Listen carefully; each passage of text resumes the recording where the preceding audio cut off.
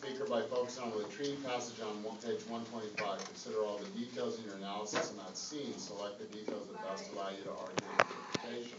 Also be sure to contextualize the scene. And this is all in your process. Finally, relate your reading of the passage to some claim about the novel as a whole. Okay? And then there's the focus on the Trafalgadorians, as Josh cautioned rightly, that you should find a way to focus on it.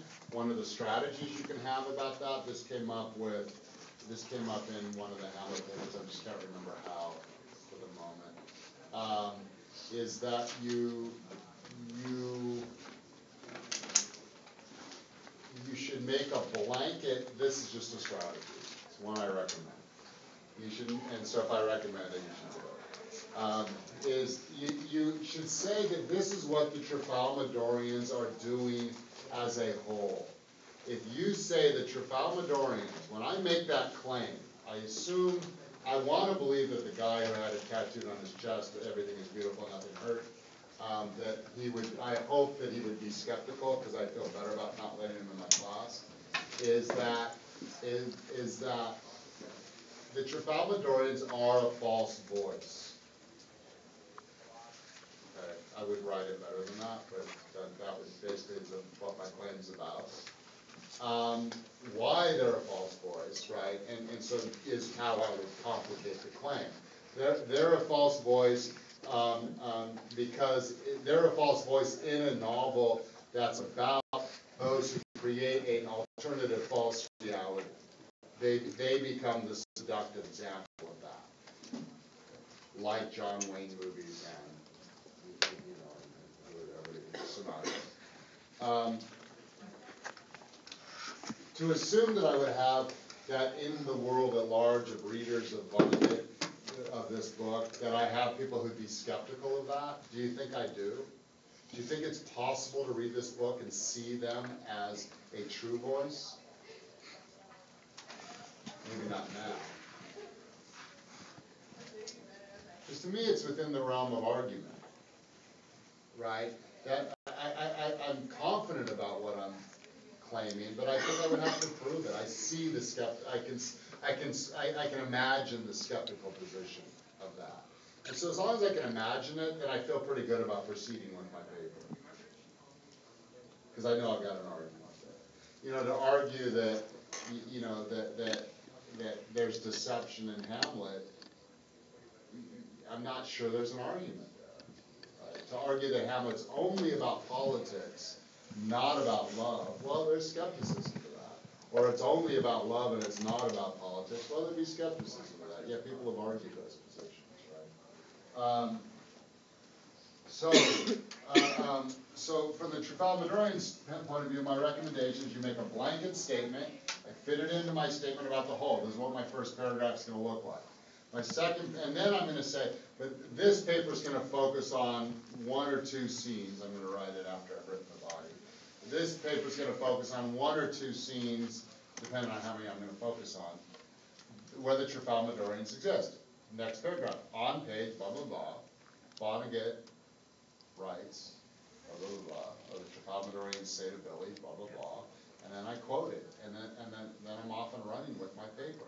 Made my statement of the whole. I've talked about how the repeated mentions of Trafalmadorians, or that characterization as a whole, fits into the book as a whole, and then I'm going to prove that by carefully selecting one or two places where I do a close reading of it, as opposed to saying, see, here they do it, and here they do it, and here they do it, and here they do it. My argument over and over and over again this semester is when you're limited to 2 pages, that surface kind of analysis is not going to find depth.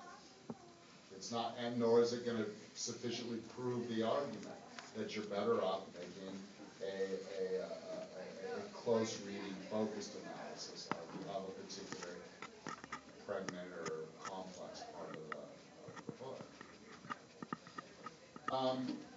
What else do I need to say? 2 pages? Did I not know that? MLA, formatting. Some you all may know that. You just don't all know how to do it.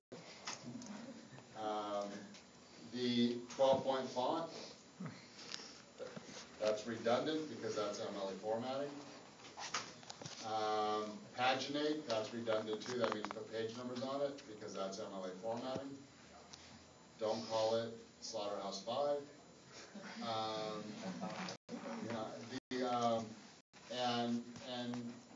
The other thing that you may do in this case, because this happened to a few papers, that happened years, where if I remember right, so don't panic. But there was just a lot quoted, right? So when you double space those quotes, then all of a sudden you find that you only have a page to do your analysis in. So if you find the analysis runs short, just go ahead and single space the quotes.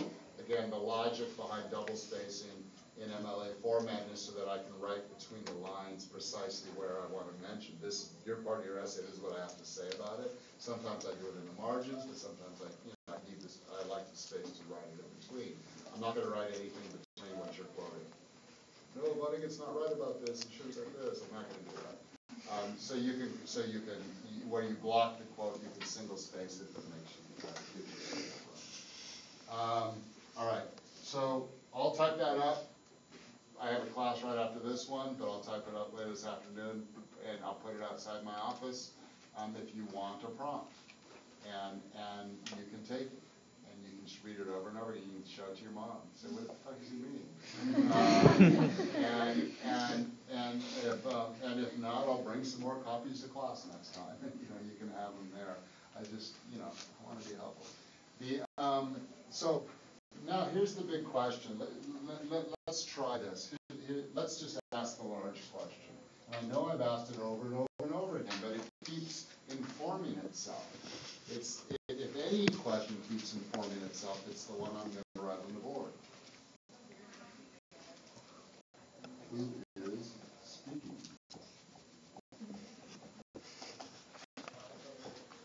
Okay. So yeah, this is what I mean by later. This answer is Kurt Vonnegut. Okay. I'm clearly asking for more. Who is Kurt Vonnegut? Well, he's this writer. He's this, right?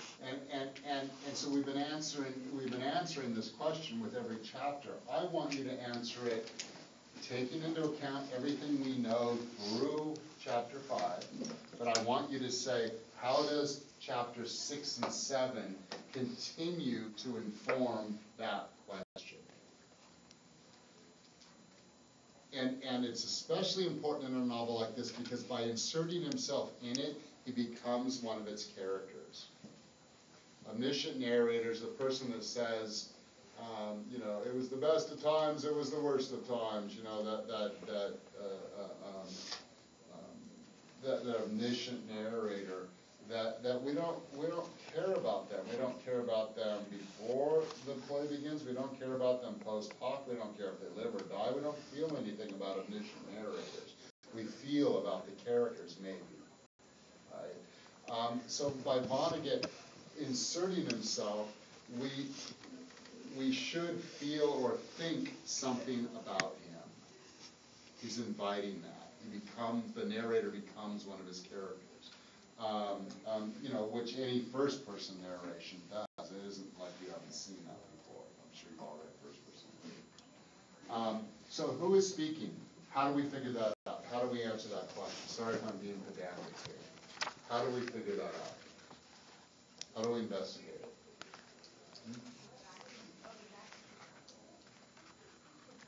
So if this is the task I'm giving you for the next 45 minutes, how would you begin?